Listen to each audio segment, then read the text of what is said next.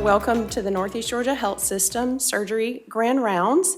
We're also celebrating our National Clinical Trial Day this May and kicking off our 6th annual Research and Innovation Event Series for Spring 2025. So glad that you could join us today for our eminent invited speaker.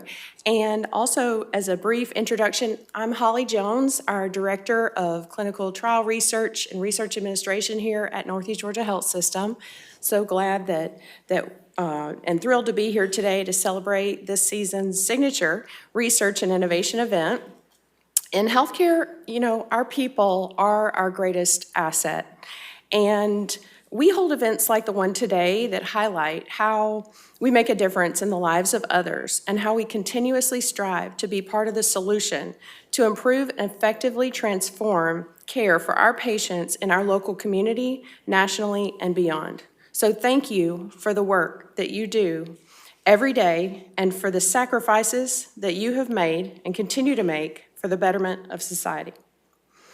Your determination and passion are truly inspiring, and I personally feel blessed to come in every day and contribute to the incredible recent advances in technology and medicine that are transforming lives and our world at a remarkable pace. Last time I checked, AI has not cured cancer, but using this and other new tools, I'm very hopeful that people can and will in our lifetime. It is my pleasure and honor to introduce our invited speaker for today. And before I do that, I will read that there is no commercial support for today's program. The speaker and planners have disclosed no relevant financial relationships with commercial interests. If you have a question for the presenter, please hold until the Q&A segment at the end of the talk. If you're attending virtually, you may enter your question in the Q&A section. A link to the event survey will be shared in the chat toward the end of the program. If you are ABS certified and want NGHS to report your CME credits to ABS, please fill out the evaluation and give us permission. And now it's my pleasure again to introduce our speaker. Dr. Kiran Turaga is a practicing surgical oncologist with an interest in metastatic cancer. Dr. Turaga mentioned that one of the reasons he became a surgical oncologist was after seeing the impact of cancer and the immense suffering that it causes. Every day, he comes to work with the resolve to improve care for patients and their families, and he's dedicated to overcoming challenges to find a cure in the fight against cancer. He's currently the Chief of Surgical Oncology at Yale School of Medicine and the Assistant Director of their Clinical Trial Office at Yale Cancer Center. He was previously the Vice Chief of Surgery and Surgical Oncology at University of Chicago and the Program Director for the CGSO Fellowship Program at University of Chicago, which is among one of the oldest fellowship programs in the United States. He completed his medical education at the All India Institute of Medical Sciences and his residency at Creighton University Medical Center in Omaha. He completed his fellowship in surgical oncology at the Moffitt Cancer Center with additional training at the University of Pittsburgh in robotic and peritoneal surgery. Widely considered a thought leader in the management of oligometastatic cancer, Dr. Turaga is an expert in regional perfusion, including hyperthermic intraperitoneal chemotherapy, HIPEC, a technique that delivers high doses of heated chemotherapy directly to abdominal organs to kill cancer cells that may remain after surgical removal of visible tumors. Dr. Turaga's interest in peritoneal surface malignancies led to the establishment of one of the largest programs for PSM at the University of Chicago. The program was the steering site for the development and publication of national guidelines in the management of peritoneal surface disease. Supported by over $2.5 million of research support, Dr. Turaga and his team have developed novel biomarkers for liquid biopsy for patients with peritoneal disease, which in conjunction with novel imaging forms the basis for 2 separate clinical trials. He's currently principal investigator for 3 clinical trials that explore novel ways of utilizing immunotherapy, and including local regional therapies in the management of metastatic disease. Dr. Turaga also works actively in improving the workplace for surgeons. Working with the Booth School of Business, he has developed novel tools for alignment of RVUs with operating room block time. He's pioneered novel measurement of team satisfaction in the operating room and has co-developed a tool to create effective teams in the operating room. He has published over 250 articles, book chapters, and was the section editor for the Annals of Surgical Oncology for over a decade. He has mentored several faculty, fellows, residents, and students, undergraduate students included, over his career, several of who've independently developed academic careers themselves. He has also won the Golden Apple Award for resident teaching and the highest awards for clinical distinction at the Medical College of Wisconsin, Excellence in Professionalism, and the University of Chicago Distinguished Faculty. He is also a senior scholar at the Bucksbaum Institute of Clinical Excellence that focuses on fostering the patient-doctor relationship. He lives in New Haven with his wife, Gargi, and a practicing dentist, and his two children, Roheen and Ira. Welcome, Dr. Turaga, to Northeast Georgia Health System. Well, thanks, Dr. Jones. That was awfully generous and kind of you to read that out. I was getting more and more embarrassed and squirmy as the introduction went on.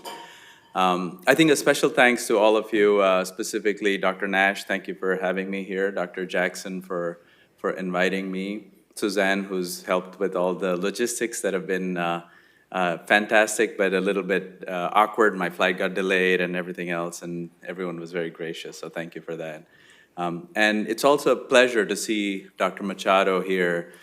For those of you that don't know, Nikita was our endocrine surgery fellow at Yale when I had just started, and it's lovely to see her blossom in her role here and this beautiful health system that you have.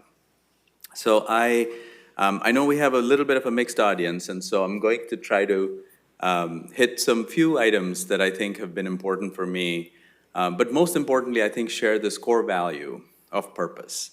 You know, I think, how many of you have seen The Matrix? The white coat side over here. I know this side probably has seen it.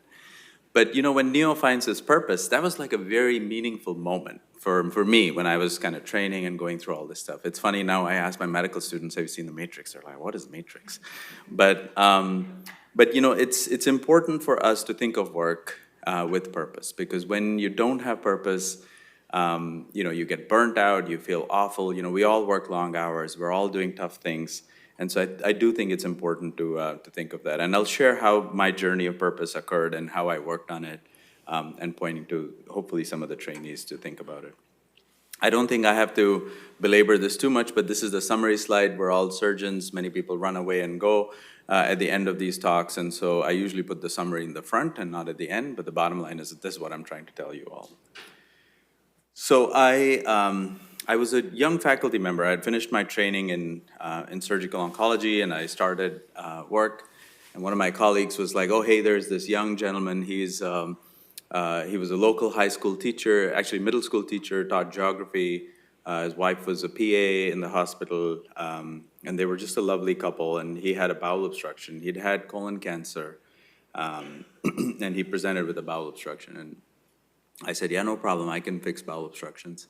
And so for those of you that, and how many of you as residents, how many of you have seen malignant bowel obstruction with peritoneal disease? So almost all of you, right? Like we all see this often. And when you look at this here, you can see, let me make sure I got this right. So if you guys can notice here, so this is his liver. So this is the head of the patient. This is the transverse colon right over here. You can see numerous peritoneal deposits over here, but you can see this sort of white sheet-like disease that he had over the duodenum, the transverse colon. And it was, as you can imagine, it was very difficult. There's numerous spots of disease everywhere else here. I really wasn't able to bypass him effectively. I ended up putting a G-tube in him. I felt so awful that I would go to his house, because we put him on TPN, we put the G-tube, and I used to go to his house to help take care of this G-tube that would leak everywhere, and he'd have TPN. And he ended up dying 3 months later, which was awful. You know, it affected me tremendously, because I felt that, you know, when I looked at my textbooks, my training, and I'd been well-trained at big institutions, you know, we're all taught how to kind of take care of this. You know, we help guide these patients to palliative care. But the issue was, where did we fail this guy? You know, he had colon cancer. He had it removed. It was a classic board scenario. Patient presents with an obstructing colon cancer, left-sided colon cancer. He comes to the ED, he's obstructed, we go operate, we basically take it out. It's a T4 colon cancer. He gets chemotherapy afterwards, gets scans every 3 months, is seeing the doctors, got his adjuvant chemo, and now he was here in the ED with me telling him he's gonna die in a few months. So where did we fail him as a system? Where did we fail this? Yes, we could say cancer is a terrible disease and it's a problem. But is there something we could have done? Is there something we can do to help think about this? And that's sort of the whole way that my journey of purpose kind of came up. So this is a question. You don't have to get it right or wrong, but I'm curious. So if a patient has a T4N0 perforated colon cancer, have you guys seen these cases in your ED, patient coming in with obstructing colon cancers or perforated colon cancers? How many of you in surgery residents have seen that? So most of you have seen this, right? Like this all happens to us. And we're so trained to say, hey, we're gonna go take care of the problem, right? We know exactly what to do. If it's perforated, you go operate, you can give them a bypass, you can put a stent in if it's obstructed, you can do all these things. It's classic board scenarios. But do you know that 23% of these patients will develop imaging occult peritoneal metastases? So think about this. They're gonna keep getting their scans, and 1 in 5 of them will develop peritoneal metastases that you couldn't see on scans. And what happens to them? They'll come to your ED with a bowel obstruction, and then you're gonna be telling them, sorry, we can't do anything about it. And this was actually studied in a randomized trial. So this trial is called Colopec. And if you're operating, how many of you have actually operated on a colon cancer and you see these little spots of cancer around it? You're like, oh, it's nothing, I'm just gonna take it out. So limited peritoneal metastases, like 1 or 2 spots, you take it out, and these patients have a 33% chance of peritoneal metastases afterwards, imaging occult. Now, how did they find this in these trials? They did laparoscopies or laparotomies. So they looked, and they found that this happens. So imagine we have patients that we're treating, we stop their chemo at 6 months, and then we just watch them, and they develop peritoneal metastases, and we have no way of actually knowing well that they develop this. And why don't we have a way? Because if you just look at conventional screening technologies, CT scans, even PET scans sometimes, and CEA, the sensitivity of CT alone for low burden peritoneal disease is less than 20%. So imagine we're doing these scans every 3 months on patients, spending a lot of money, but we're detecting less than 1/5 of these peritoneal mets. So it's a big deal to think about how do we identify these patients, and then can we do something about it. And why is this a problem? We teach, if you look at your textbooks, Mastery of Surgery or Sabiston or whatever, you'll see that we'll say, oh, we have peritoneal disease, awful problem. It's like, these patients should just go die. And why is that? If you look at data, so this is data from something called the NCCTN trial. So all healthy patients who could travel, go to places like MD Anderson, and travel long distances, come enrolled on trials, good liver function, good kidney function, good financial status. They got onto these trials and they were given chemo only. And this is with systemic chemotherapy with peritoneal disease. You'd say, gosh, look at the median survival, 1 year. How many people are living 5 years? Almost no one. So of course, it's natural for us as doctors and nurses and healthcare professionals to say, this is a horrible problem. Like, no, these patients should not have any procedures. These patients should not get any chemotherapy. These patients should go home and be comfortable. That's the perception we would all develop. But you know what? I used ChatGPT. It was kind of crazy. I was trying to look at this data, and I was like, oh, this is kind of easy. I asked ChatGPT. So I don't vouch for the validity and truth of this stuff as much, but I think it kind of makes sense. If I said, well, patients have advanced Alzheimer's disease, what is their median survival? 6 months to 2 years. Class 5 heart failure, 6 months to 2 years. Liver failure, 3 to 12 months. Kidney failure, 6 weeks, 12 weeks. Absolutely, right? If they have a lot of advanced disease that has already progressed to the point where you can't do anything, or is now in the case of peritoneal metastases visible on scans, then of course they're gonna have a terrible prognosis. But if you actually find them early and treat them early, perhaps it's a different story, right? Like perhaps if you have class 1 heart failure, maybe patients will live long. And if they have early cirrhosis, maybe they will live long. And maybe if they have early kidney disease, maybe they will live long. In the same way, it's a very different beast thinking of peritoneal metastases that are widely metastatic, causing bowel obstructions, patients are sick. That's the type of patients we all see in the hospital. And so our minds are tuned to thinking, oh gosh, this is a bad problem.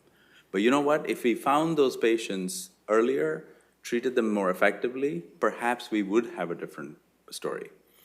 This is some concept that has been borne out in multiple studies, and I won't bore you with too many Kaplan-Meier curves, but this is one of the early studies that suggested that maybe that is true. When they have low cancer index, so you measure the abdomen with a score called PCI, you map it out, and you basically are trying to distinguish the good actors from the bad actors. And really in this curve, you can see this is a 10-year mark. You have about a third of patients are getting cured or living long, right? They're living 10 years. You're curing a third of patients. And this is an old study. This is like 2014-ish. And since then, we've made so much progress in finding people earlier, treating them earlier, where we now tell people if their PCI score is low, so if they have less than 10, we cure up to 60% of patients. Cure, I'm not talking about living longer. We cure patients with appropriate therapy. So it is such a vastly different way of thinking about this disease, where on the one hand, we're very nihilistic and we're like, oh my God, it's a problem. But if you actually think about what we could do and how we can prevent failing these patients, we might make a big difference. And I think for us as doctors who take care of these patients, nurses who care for these folks, we not only want to cure cancer, we also want to reduce suffering. And it's a balance, right? Sometimes doing too much is also not the right thing. And so it is a very difficult way of caring for this. And I will tell you, if you have cared for patients with bowel obstructions, it's one thing to get them out of your hospital. You just say, okay, I'm discharged to a hospice, discharged to whatever. They die the worst death in hospice because you just cannot palliate them. You put G tubes in, you do NG tubes, you can do all this business. They die horribly. And imagine not being able to share your last meal with your family. Imagine feeling feculent food coming out of your nose and your throat and everything else all the time. Feeling a constant sense of burpiness and unwellness. Even hospice is miserable for these patients. And you can't palliate it. You can give them as much Reglan, Zofran, Compazine, Phenergan, whatever you want. You just cannot palliate it. And so do remember that at our core, we not only have to help these patients, hopefully cure them, but also reduce the suffering that they deal with. So, I think as a surgeon, it's obviously impossible to have a talk without, pictures and things like that. And so this is a patient that initially when I was in Milwaukee, when I started doing this stuff, someone saw this patient and said, oh my God, they have cancer everywhere. But what is everywhere? Everywhere is different for people who see it infrequently and for people who see it frequently. This patient, as you can imagine, for the residents, this is on this panel that I just kind of played. This is the falciform ligament right here. That's the right diaphragm. If you notice, you'll see that the liver capsule itself is fairly clean. You see there's nothing on the liver capsule. And this is all disease on the right diaphragm. And for those of you that have now done robotic hernias and things like that, the plane is the peritoneal plane. So you basically so here you can see we're lifting up, this is the posterior sheath, and you can see just the peritoneum. And you're basically dissecting the peritoneum. So in this frame here and these frames here, we've opened the entire abdomen without actually opening the peritoneum. So you have the fascias open and you basically dissected the whole thing out. You take the peritoneum all the way off to the psoas muscles, the gonadals, bring it over to the colon where it kind of wraps on top of it. And then you can do what we call a parietal peritonectomy. In the pelvis, when you're going downwards, and I don't have all those pictures, but in the pelvis when you're going downwards, you, instead of like a hernia where you're taking the bladder down from the pubic symphysis, you leave the bladder up and you can dissect all the way down. And so you can see like in that same patient with the right diaphragm, if you did a nice oncological operation, you can actually clean out the entire diaphragm. So you can see over here the sac is over the liver now and the diaphragm is cleaned out. And these are more technical things, but really being comfortable getting to so in this case, this frame, we've lifted up the caudate lobe of the liver, that's the IVC right there. The stomach is going to be right around here. You could see the hepatic arteries over there. And so basically being able to clean this area, it's called the IVC bursa. Using technology to basically resect the diaphragm if you need to resect the diaphragm. And then this is the pelvis. So basically in this case, you can see the bladder is lifted up over here. This is the pelvic peritoneum as it kind of goes downwards. And you can strip the whole pelvic peritoneum without doing rectal resections. In the beginning when I started doing these cases, I would just resect everyone, give them ostomies. They'd be in the hospital for, 10 days, 15 days, ICU for 3 to 4 days, chest tubes on both sides, NG tubes for 4 days, not feeding them. They'd feel kind of sick for like 3 months, 6 months. It was just like tough. I think it was tough for us. It was tough for the teams. But our technology has gotten so much better. Our surgeries have gotten better. And I think the biggest difference we've made is in the IV fluid management. You know, when patients come in, they're not getting a liter of fluid with the epidural and a liter of fluid when you start. You know, now I finish like a 6 to 8 hour case with 2 liters of crystalloid, liter of colloid. That's it. And with that, now patients go home. You'll see the data I'll show you in a minute. And of course, if you see it early, you can do these laparoscopically now. So we have large series now of patients that we can do laparoscopic, robotic, where you can actually take the disease out. But it's all contingent on when you find this disease. You know, it's not about, you know, doing it there. But it takes a village. You know, I think these are all teams that are built in multiple different institutions. The first one is a little bit facetious because it has all our patients in there, which I think actually was beautiful because I think they're partners with us in our teams. But this was an event we had for mesothelioma. One of my partners there, Fabian Johnson, is now chair at Wake Forest. And then this was our team with GI, and we had all dietitians, physical therapists, social workers. Everything, every component that you need for a cancer program is important to recognize for these programs because that's how you can actually take care of these patients effectively and well. And this is our team right now at Yale. Some of us standing in one of our hallways in clinic. We were shooting for an ad, actually, and so we took this photograph at that time.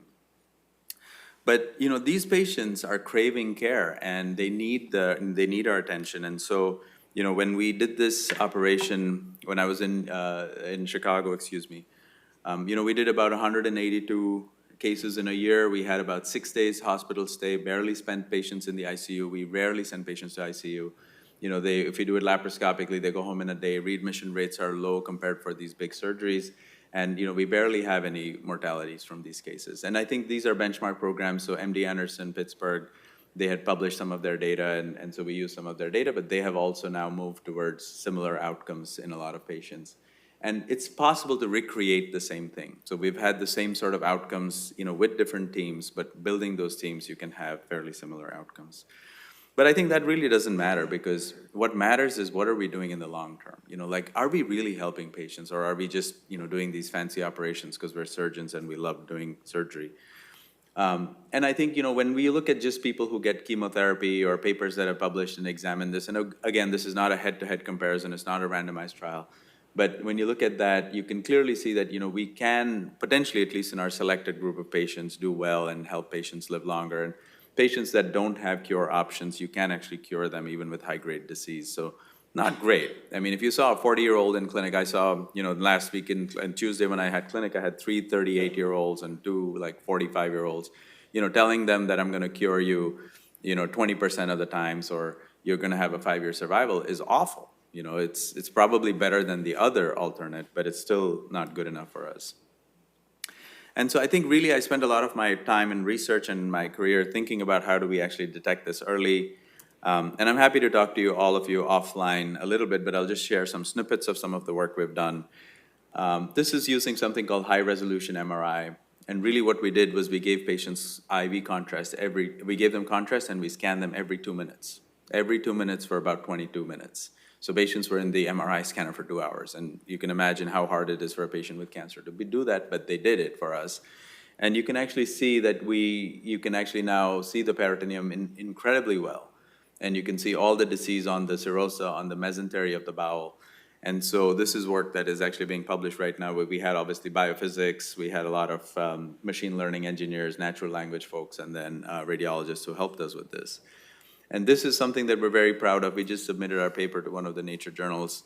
But this is really looking at cell-free DNA, but we've used methylation. You know, the problem with conventional DNA technology, you know, the so-called liquid biopsy, patient comes to the office, you get blood work, you check it, and you see if you can find they have disease or not. They're still incredibly inaccurate for patients with peritoneal disease. We think the sensitivity even of ctDNA is about 60%. We've done some studies to validate it. It's great when it works, but it doesn't always work. And so we have a technique with which we can get nanograms of DNA from the blood, and we can actually then find signatures. And really what you're looking at on this plot is you can see that patients who have peritoneal disease have very distinct signatures from those that don't. And this was actually born out of the work of one of the chemists at the University of Chicago, who I think is going to win the Nobel Prize someday. His name is Xuan He. He worked with the government of Mexico to help increase potato production by 150% because of his technology. So he's like one of those, crazy scientists who just knows. Don't tell him I told him crazy, but he's just an incredible person and a great colleague. And I think the key thing, for me has been my journey with all of you guys. It's really, I think, for all of us that are sitting, all of you that are sitting on this side of the auditorium, it's working with all of you that really makes a difference. It's the energy, the passion, the discovery, and so don't let that go. Like, I think it's so important for all of you to be part of this process. I know residencies are tiring, medical school is tiring, you're looking for your next job, you're figuring out how you're gonna sleep and date and do all those normal things of life. But don't forget that we come to work with a higher calling, with a higher purpose, and think and find your purpose and find your mentors and colleagues that you think will help you achieve that. And this has now been exciting for us. We're running surgical trials. As surgeons, we're efficient at running trials. We can get low-cost trials. We don't need a ton of things to test A versus B. Yes, if it's a new drug, new something that, is important and we have to reduce patient harm, it's important to be very careful and but I think it's also important to make sure that we're getting new therapies to our patients. And I think Holly was telling me the startup time for a clinical trial here is about 90 days. That's incredible. Use that infrastructure, write trials, like our fellows would write clinical trials that then we brought into practice, and we were able to do this. And in fact, a lot of my trials are trials that were written by my fellows. We have trials exploring ctDNA-based resection for foregut cancer, so liver, pancreas, biliary tumors. You have cancer spread, but if your ctDNA is normal, then we randomize you to having surgery versus no surgery. Or we have trials using chemotherapy to enhance the effects of immunotherapies, things that are born out of our lab, all of which was driven by our surgical residents and our medical students. And so I think, having the real team is important. This is my team of residents at Yale that have worked with me over the past year, and I'll show you some of the cool things that they've accomplished in a matter of very, very short period of time. You can see lots of them are PGY2s. We have a bunch of medical students, research fellow, and Ankit's actually, he's now a resident in Georgia, in Augusta, and so he's doing well. But really what these group of residents and students did is we decided we wanted to change the world. We wanted to change NCCN guidelines. We wanted to get society guidelines. We wanted to get this into all the textbooks. We wanted to make a curriculum for everyone. We wanted to synthesize the evidence, and we wanted to do it on a surgeon's timeline. We did not want to do this over a 5-year period. We wanted to get this all done. And you know what? We got it done. We did 11 systematic reviews. We worked with over 500 physicians across the country, all thought leaders. We worked with all national societies, with SSO, with ASCO, with radiation oncology. We worked with palliative care. We worked with patient support organizations, and each of these were run by each of the residents. You can imagine that no attending can do any of this, but it was one of them. They partnered with other doctors across the country, started working on this really hard, and this was just a remarkable feat. And in a period of 6 months, and working with residents actually across the country and fellows, they managed to accomplish all of this. We used ChatGPT, and we made a whole curriculum for residents. We said, how long does a chief resident have to read about this stuff when they come on service? How long does an intern have to read? How long does a med student have to read? And then you can see this is a time available for a content review. So this is what residents said, this is how long we can read. And so we made the whole curriculum designed around this, which has videos that, we're trying to now do the whole TikTok type thing where we can make these short span videos that can kind of come out to all of you. But then we have learning objectives and content creation, and we've made an open course that hopefully we'll be able to share with all of you very soon. And so we've created a bunch of guidelines. They're going to be jointly published in 2 journals. It's actually going to be published next week. And this is going to be before the ASCO meeting. And so we have a lot of press about this. The Society of Surgical Oncology has endorsed these guidelines. NCCN has changed a lot of their guidelines to align with this. And so it has really caused a very positive impact already, and hopefully a lot more in the future, but all work led by residents. And so I think don't underestimate the power that all of you have. So I'm going to switch gears quickly, and maybe in the next 10, 12 minutes, I'll talk a little bit about this, and then hopefully we'll have some time for questions and conversation. So I thought I was doing all this great work. I was doing all these big surgeries, and I was like becoming a famous doctor. Patients were coming and seeing me from all over, and as all the surgeons do, we get a little bit of an ego and get kind of excited. So I went to my chairman of surgery at the University of Chicago, and I said, hey, listen, I'm doing so much surgery, and I'm so good, and et cetera. Can I get my own team in the operating room? And I don't know how it is over here, but through the last several years with labor crisis and everything else, many times you'd go to the operating room and you wouldn't know this person. Like, you would never know who they are. You've never seen them before. And you'd be like, oh gosh, I'm going to be doing this big surgery with someone that I don't know. And there's this idea, and this is something I'm going to ask all of you. So let's say you have a restaurant in town that you really enjoy. You love eating food over there. You know exactly what you're going to go and eat over there. You're going to go there, you're going to order this pasta, you're going to eat this, you're going to drink this wine, and you're going to have this dessert. And then there's a new restaurant that opens in town that promises to be great. It has, I don't know, some Diego Island cuisine, something that you've never heard of before. But it sounds very exciting, it's great reviews. And you have to go out on an event with your friends. How many of you would go to the new restaurant? And how many of you would go to the place that you always know what you're going to get and exactly how you're going to get it? So, generally, the younger people will do the exploration, which means go see the new stuff. And the exploitation is older folks will be like, we like this place, we know what we're going to go get, and stuff like that. It's the same with your teams in the operating room. If you have a nurse or a scrub tech that you always work with, you know what you're going to get. You know how good they are, you know how bad they are, but you sort of know how you're going to get it. But you could always work with someone new and have like a great experience, but you could also have an awful experience. And for the operating room as a resource, the administrators just can't keep nurses waiting for you, because all of you know that the OR is very expensive. So if you go on a vacation, could the nurse be available for you or not? I mean, it's just not around you. It has to be around the patient, and it's around the system. And so this whole idea became a complicated problem when we started thinking about it. And of course, it's expensive and it's short. And so what do? I asked one of my residents, this is Hunter, he's now going to be a surgical oncology fellow at Memorial Sloan Kettering starting in July.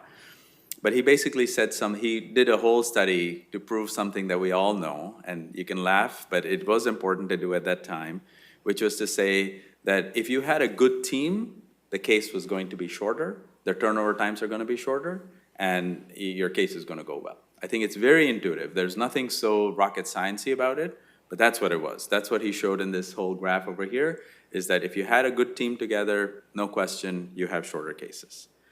So then we said, how do we define having the same team? What does that mean? And so we worked with this PhD student. So she's a grad student, finished with us, and now works with Boeing in Chicago. So don't laugh. I keep making fun of her that I don't know if her company will last much longer. But Dan is one of our professors at the Booth School of Business. And we basically said familiar just means the number of times you work with a person over the last 6 months. That's it. Very simple math, nothing too complicated. The number of times you work with someone over the last 6 months. And this is what we found. So take a minute to look at this graph with me. So this is how often a surgeon worked with the same scrub over a 6-month period, right? You would think that you would at least work with the same scrub 30% of the times or 50% of the times. But look at this. It varied so much by our service lines. So our thoracic surgeons were very tough. They were like these, mean, no, they were not. They were very nice, but they were like those very demanding, very exacting people that the OR was scared of. And so of course what happens, look at their teaming scores right there. You see, they were 40% of the time they had the same person. Even our transplant service, and I understand they have complex cases, things like that, but our transplant surgeons are somewhere here.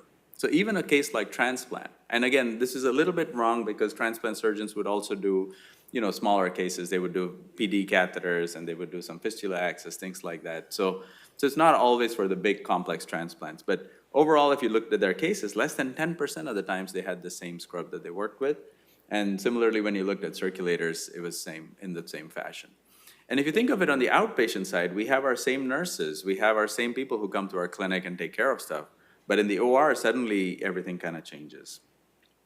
And so we had a bunch of students and residents kind of work through all of this, and we found that, actually the people who don't get the teams are the people who probably need the teams the most. It's the junior faculty. People come out of fellowship and they're ready to do their cases, and they get this most inexperienced scrub and surgeon. Why? Because the senior professor has, the more experienced people. And it's true. I mean, it is true. And we found that, of course. We found that we can reduce wastage when we have better teams. They're not opening 15 different things when you're getting ready to do your case. And then, of course, we found that you have shorter case times. And then Alonzo, who's now an anesthesia resident, he came up with this idea of like, well, is it just about efficiency and operational metrics? And so we installed these things that you see in the toilets at all the airports in each of our operating rooms. And so at the end of every case, everyone hit a button. It was anonymous, so you couldn't really know who's hitting which button, but technically the surgical team had one button to hit, the anesthesia team had one button to hit, the scrub nurses had a button, and the circulating nurses had a button. So at the end of every case, you just hit a button to say, I'm happy with this team or not happy with the team. And of course, what did we find? That if the scrub tech was working, like if it's a cardiac scrub for the cardiac case, they were very happy with how things worked. And if they worked really well together, the cases were generally on the shorter side. So you would end up having more efficiency as people were happy. And this was work done by Josh over here, who's now a Wall Street banker. He was a PhD in economics. And then, of course, what did we find when you have higher team satisfaction? The length of stay of patients was associated in a lower fashion. So obviously, it's more likely because everyone is happy because the case went well. Therefore, patients are also doing well. That's probably the effect. I don't think it's a causal effect. It's not like, we start doing yoga and singing songs and suddenly patient hospital length of stay will go down. I think it's more just the effect that when we're working as effective teams, patients also have less length of stay. We did see sort of a controversial effect of cost of supplies, that actually when you did have teams that were happier, you tended to have higher cost of supplies. And the way we explained it is sometimes when surgeons are working, nurses that want to be very good or scrubs who want to be very good, they'll open a lot of extra equipment so that when the surgeon says, give me this, they don't have to go run around and get it. So we found that they would have a lot of extra disposables that were open, and so it kind of countered that effect that we had seen before. And then if the surgeon was very happy, it did not correlate at all with the nurses. This is like a toss of coin right here, or the anesthesiologists. What made the surgeon happy with teamwork was very different than what made the nurses happy, what made the anesthesiologists happy. The nurses worked well together. So if the circulator was happy, the scrub was happy. They had better correlation. But the resident and I don't have this data, but the resident and the attending had very high parallel effects. So if both were happy, they were both generally happy together. And so we said, how do we fix this? So, we have all this data coming through our Epic system. We have our staff data through Kronos. We have all this historical data. And so can we predict who's going to be good working with each other? And can we then optimize it? So we made a whole machine learning algorithm. Now this is our second PhD grad student who's now graduated this work and has gone on to Amazon. Now she works at Amazon. And so basically we created this algorithm where it's like an Excel spreadsheet with some Python code. And you click it and you say, these are all the cases. These are all the nurses that are, assigned to the cases here. And then is it a good fit or is it not a good fit? So if it's dark green, it's a great fit. If it's light green, it's okay. If it's orange or red, it's not so okay. And so that's how we kind of came up with this tool. We're actually piloting this tool right now. We did a lot of simulations to show that if you actually did it, you can actually reduce the number of teams. You can distinct teams, you can actually reduce that. And then the beauty was we found, initially people were like, are you going to rob from Peter to pay Paul? So like you're going to keep having the same nurses for surgical oncology, but maybe then transplant will get affected, someone else will get affected. But the bottom line was everyone across this axis improved their specialization, and overall, you can see that actually this is just simulated improvements, but we basically found that we actually improved the surgeon scrub score, the surgeon circulator score with these sort of simulations. And then finally, I'm going to end with just a little thing that I think is more for the attendings and hopefully for those of you that are doing this on the in the ground. You'll, as residents, you guys will have to get to know this stuff quickly. We also looked at things like RVUs and block time and stuff like that. And Saish, who's now a surgical resident at Northwestern, did this work with me as a med student. But we took 1 million surgeon schedules. We mapped everything out. We said, how much block time do you need for how many RVUs? And basically, this is sort of, and for those of you that don't know, RVU is a way of measuring work for us as physicians. And so if you look at your RVU targets for most surgeons, it's somewhere around 7,500 in general surgery. And so you can actually see that, you know, different specialties have different needs. So here you can see the amount of time you need in the operating room. And this is important because in the past, and now it's very different in most systems, and I'm curious to see how you guys do it here, but you know, in most systems, you'd come as a attending, you'd say, okay, hey, you're joining the work, I'm gonna give you half a day block time. If you fill it up, then I'm gonna give you more block time. And so that meant you would start operating at night, you would not find block time, you'd kind of be calling and scrounging the OR to see who's canceling their cases and put a second case on. And so this kind of starts creating some data and metrics around it. But also holding our systems accountable because, you know, if the turnover time just increases by 10 minutes, the amount of block time that you actually need in the OR is significantly higher, especially for some specialties that have high turnover, like ENT. You know, they have lots of cases. So you add 10 minutes to every case, it's like crazy for the amount of time that they need. So we've done all of this. We have a tool, actually a GitHub thing. So if any of you want to look at it, you can just click it and play with it and see, put your RVUs and see how many blocks you need and all that business. Also, if you're doing complex cases, like you guys are all doing complex HPB cases, complex cancer cases, you need more time for all of those things as opposed to simple stuff. So very, very sort of straightforward. But I think, you know, and again, I know I've just kind of shared some of my journey, but hopefully also shared the joy of, like, if you have purpose and you really think hard about what you're doing and why you're doing it, it makes the whole journey more enjoyable. And it actually makes it more fun to work with people that you care about, you like, and similar-minded. This was our team that did work on the teamwork in the operating room stuff. So this is the team. I think I showed you guys different pictures at different levels. I think I only didn't introduce Gus, who's a resident, fourth-year resident at University of Chicago now. Alan is the chair of anesthesia there. And then Dr. Matthews, who's our chair of surgery in Chicago. But I hope I've maybe shared some of my journey to help inspire some of you to think about peritoneal disease differently, or whatever you choose to do in your lives. You know, make sure you do it with passion, energy. Don't ever forget, you know, I used to sit on the medical school admissions committee, and I never saw one essay where people didn't say, I want to change the world, or I want to do something to help people. And over our lifetimes and our careers, it's easy to get jaded. It's easy to get so tired because you haven't slept, or you haven't seen your family, or you're tired, and you just feel like, oh my God, let me just get through one more day. But don't let that happen to you, because when you have your purpose and when you really think about what you're doing, work is actually a lot of fun, and you'll make a huge difference. And don't underestimate the power of that you can change the world. And so with that, I'll pause. This is my email. If you come to Yale, I truly mean this. You know, shoot me a text or an email. I'd be happy to show you guys around, and you know, happy for you to meet all of us over there and see Dr. Machado's old stomping grounds. So with that, thank you very much for the honor of this morning.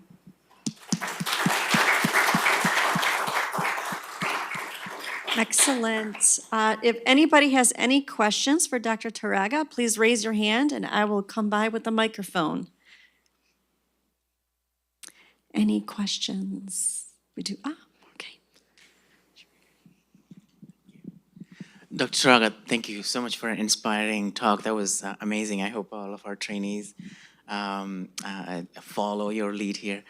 Obviously, you've built a lot of programs, and it's such an amazing work that you've done. We here serve a large underserved community, and we are hoping to provide the care that they need close to home.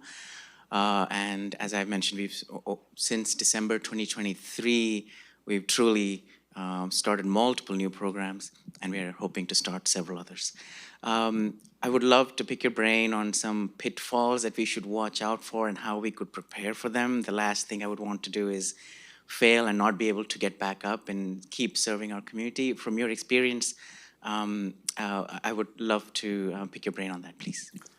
Yeah, thanks, Terrence. And I think, you know, the reality of the world is that patients do the best when they get care closest to their house. Yes, it's important for, you know, doing it in a way that is specialized and everything else, but I do think when patients are getting care close to their community, in a community that kind of works well, I think they tend to thrive better. So again, of course, that's very important. And I think I'm so happy, you know, we were chatting earlier about the programs you guys have started. I think it's incredible that you're doing all of that, and I think that's important for cancer care delivery. I think when you think of a peritoneal surface malignancy program, these are, obviously there's a lot of demand. There's a lot of patients that are seeking these out. And I think once there's awareness and education, people understand who benefits from these procedures and who doesn't benefit from these procedures. And once you get that sort of sorted out, then you'll see a very steady stream of patients coming to see you and, get your cares. I think the big pitfalls are a few. So first and foremost, you have to recognize that there is decades of nihilism, both with surgeons, oncologists, and other community for these diseases. So I do think often it's a lot of being at tumor boards, talking to people, making sure they understand the data, to recognize that we are equally pushing in the same direction. Like, we ultimately want to cure these patients, or help them live a lot longer or reduce their suffering. So I think that's one thing that, it's I think an important component of building a program such as this is where you have to get buy-in from everyone around you. The second thing in part of the buy-in is, in addition to the decision-making of surgery, you actually need buy-in of your residents and your nurses. I will recount an incident, and we're very good friends now, but I will not name him. But I remember one time, so what would happen is I would do these long cases, and so I wanted to be kind to the residents, so I would say, okay, go home, do your checkout and go home. And then I used to go sit at the patient's bedsides and chat with them for whatever, half hour, 45 minutes, whatever it took me. And this was when I was a very young attending. And, I would offer them surgery. I would go through all these sort of rigmaroles of like, can I do surgery? Can I not do surgery? And my resident was so distraught, they thought that I was operating on a patient, for futile reasons, to the point that they were very upset about it. And so, but they didn't feel comfortable telling me. And this was very early on in my career. So I didn't realize that by keeping them away from these conversations, I had done a disincentive. I had sort of like done a bad thing, because they hadn't seen the amount of energy and time I had spent in this and what the patient's thought process was and how we went through decision making. So I think that's a big pitfall, where if you don't get your teams together with you, like, everyone has to start seeing the value of what you're doing. Like, it has to be important. One thing is the data and all these slides, but the other is on the real basis. When your patients do well, for people to see them. The other thing our residents would get affected by is they would only see the patients when they had bowel obstructions or complications, right? They would see them post-surgery, or if they had bowel obstructions, complications. They never saw them in clinic many times. So they never saw the 80 people who were doing great, and they saw the 20 people who were not doing great. So in their minds, it was like that. So I shifted where their training would require for them to come to clinic all the time. And once they came to clinic, they were like, oh, this is great. Now it's crazy. Like, now at Yale, if I say, oh, what should I do for this patient? Like, someone who you should never operate on, they'd be like, I think we should go do surgery. I'm like, no. So it's like, it goes to the other way. But once people start seeing that, then you get the true inherent buy-in. The third pitfall was actually with our nurses. Same thing on the floor, and same thing in the ORs. If you're not careful with chemotherapy delivery, see, our oncology nurses are very experienced with managing chemotherapy, infusion clinics. What do you do with this? What do you do with that?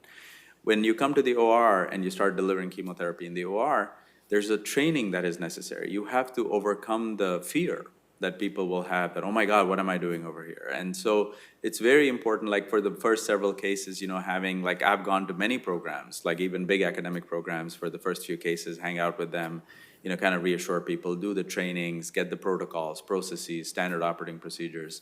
Because as surgeons, sometimes we're like, oh, this is nothing. Like, oh, it's okay, we'll just go around and we'll see patients and do stuff. The nurses on the floor that are caring for them, watching their fluids, stuff like that. So I think those are three big issues in my mind that are very important to address up front. And then, of course, as you have outcomes, to kind of study your own outcomes. Never do something that at your core you feel like you're not helping your patients. Like, you have to know that you're hurt, that you're doing well for them and you're doing well for the disease in general. Dr. Turaga, thank you for that wonderful talk. One of the questions I have is, in the Southeast and Georgia as a whole, HIPEC has not really been well received historically, and we see it in Atlanta and all the sub-communities. So there's, I think, going back to a historical precedent that's been set. How have you dealt with that historical precedent, and how have you leveraged collaboration with other centers to kind of help improve the outreach for HIPEC? Yeah. I think great question. Something that I've struggled with for a long time, because unfortunately, HIPEC is nothing but intraperitoneal chemotherapy. We have no problems with chemotherapy IV. But when we do chemotherapy intraperitoneal, it creates a visceral response in people. Like very normal people become rabid because they're like, oh my God, I really think I believe in HIPEC or I really don't believe in HIPEC. And I think the first thing that I did was to say, we're gonna come with an open mind. Let's look at the data. If it helps, we'll do it. If it doesn't help, we won't do it. So I think that's important. Where people get, people forget that HIPEC is a mechanism of delivery. So for instance, if I had let's say I had an antibiotic.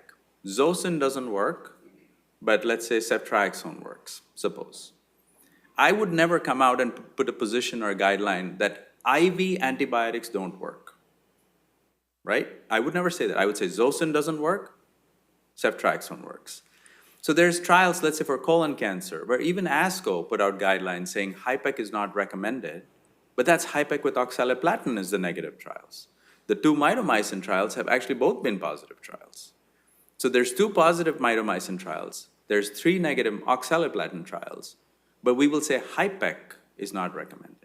So that's where I think just distinguishing HIPEC from just a delivery mechanism, like de-emphasizing this HIPEC part of it and emphasizing that you're actually delivering intraperitoneal chemotherapy, in some cases which is targeted and in some cases which is not. You'll see now NCCN has changed HIPEC guidelines for gastric cancer. It'll be for appendix, for mesothelioma. So you won't have any problems with that. And that's actually a large part of the work that we did now. Colon cancer, we're still kind of working on it. So the SSO has endorsed it. But the NCCN guidelines are still slow to change it, but hopefully they'll change over the next few years. Once you have these national societies and people doing this, then I think it's a lot easier in your tumor boards, in your communities, to say, hey, we're doing it. But also to recognize our own pitfalls that, we can never be so dogmatic about something that if it's not helping our patients, we shouldn't do it. It has some conceptual problems, it's a one-time therapy. And so, conceptually, that's not the way chemotherapy normally works. So there are some challenges that I think are conceptual and real. But, it has shown effect in ovarian cancer, it has shown effect in gastric cancer, it's shown effect in other cancers. So I think there's certainly some intrigue in that. And a lot of our lab experiments are suggesting that it may have some value too. Dr. Turaga, thank you. Many thanks for sharing the importance of transparency and communication as it relates to shared decision-making for the patient as well as the team. Oh, That yeah, was a absolutely. comment. I couldn't agree more. I think I think it's a partnership, and the beauty is now with our open medical records and all patients having access to it, our patients can see exactly what we're thinking, what we're doing, how it is, and so you have to leverage them as your partners, as opposed to being adversaries. I think if they're your partners, you'll all do well together. Hi, thank you so much for your very provocative talk. One of the things I'd like to know in an institution perhaps such as ours who do not have a structured HIPEC program, what would be the minimum and advisable startup cost and personnel you would need to actually begin a HIPEC program? Yeah, I think, this is something maybe we can talk a little bit more afterwards, Dr. Nash, where we've built many business plans around sort of this whole thing. And, just from a general perspective, the basic, many cancer centers have a lot of resources that are already existing. And so many times it's sort of like diverting some of those resources in a dedicated way towards these programs. And all our business plans have been carefully built where we've said we're going to start doing so many cases and this is what we would need. The infrastructure is actually not that much. There's ways of getting these intraperitoneal chemoperfusion machines in the operating room that are, reasonably priced, or you can lease things like that. It's, I think, the commitment to saying, hey, listen, we're going to put these group of people together. And then once we start working on this as the program grows, to kind of then invest more in it. The OR times haven't been that bad, because it's just sort of like a day in the OR, a couple of days in the OR that you kind of start taking. So you have to think about OR, you have to think about, the downstream that comes from medical oncology, like you have to get, more infusion beds and suites. But these programs, just bottom line is financially they're very viable. So I think, it's once you see the business plans, I've never found an administration that, has not just been super enthusiastic. Great, thank you. I did also have a question, Dr. Turaga. Thank you for an incredible talk. And I just very much admire your ability to leverage collaboration to achieve, what many surgeons I would say is a very multidisciplinary approach. And just curious about how you became interested in the ctDNA world. Why? Where did that begin? I know obviously you're passionate about finding an answer for the peritoneal disease, better solutions at the molecular level to identify the disease early. What drove you to that, to the point of submitting a Nature article? Yeah. Well, I think hopefully it'll get published. If it doesn't, Fingers then it's crossed, just a yes. submission. But no, I think it's mainly just, how do I detect this disease early? And I think once that was sort of like, burning a hole in my heart every time I would see someone in clinic, that it'd be like, oh, they're doing all this surveillance, and now they're here with like ascites and bowel obstruction. Their last scan was fine, and this time it's not. And then, it's just, you can only have so many of these bowel obstruction, you're gonna die type conversations. At some point, it's just so overwhelming for all of us. And so I think that's where my desire was. And then it was a lot of luck and serendipity, like I had this group that was close to me. I mean, we work with companies, the commercial ones too, like Signatera and Garden and all of them. And we've kind of like done lots of papers on all of these technologies to try to see how it all works. But I think it's just that sort of constant need to solve that problem. I think, at some point in all of our careers, you reach this point where it's more important to have the impact. You want to have an impact on on what you're doing. You want to leave the world a better place than when you started off. And I think as surgeons, we feel good about our early careers where, you do lots of cases and you're feeling good that you're doing stuff, but it's not always a lasting impact. Your lasting impact is actually through your trainees who are going to then be your legacy and build your next generation of doctors, or through maybe something like this. And so I think that's sort of where I would say, it led me to keep doing that. Thank you for the talk. I really enjoyed it. I have a question for patients who are not candidate for HIPAC for whatever reason. Are you guys doing anything like PIPAC? Can you talk a little bit about this procedure? Yeah, so I think PIPAC is pressurized intraperitoneal aerosolized chemotherapy. So new way of delivering intraperitoneal chemo for unresectable patients, where you just put catheters inside, aerosolize it, and distribute chemo. So essentially, it's giving IP chemo for cancer patients that are unresectable. It's taken off in a big way in Europe and Asia. There's been over 10,000 procedures done. Like, it's one of the highest growing sort of intraperitoneal therapy space, and there's a lot of trials that are now coming out that are examining PIPAC for appendix cancer, colon cancer, mesothelioma, gastric cancer, and ovarian cancer. So there's a lot of new data coming. Right now, the data has been okay for patients who are unresectable. The reason we're not doing PIPAC right now is it's not FDA approved. So the nozzle is not really FDA approved. And so we're trying to, there's a group that is doing some trials out of City of Hope that they are pushing for an IND IDE. So we're waiting for their IND IDE to get approved. And then if the FDA approves it, then we wanted to do it. Off protocol, there are many groups that have started doing PIPAC. And my worry about PIPAC, to be honest, is the same that we had for HIPAC, which is if we don't do it in a careful way where we don't have studies and data, we may end up, 3 years later, again in the same debate of does PIPAC work or does PIPAC not work. So I think in the US, we're trying very hard to do it in a way that we can all participate together and do bigger trials and really add to the evidence, and decide whether it works or not. But it's very attractive because PIPAC has much higher concentrations of drug inside the tumors. Some of these pictures that when you see at these conferences of the responses that they're getting morphologically, it's quite impressive. But, the overall survival data quite hasn't yet panned out.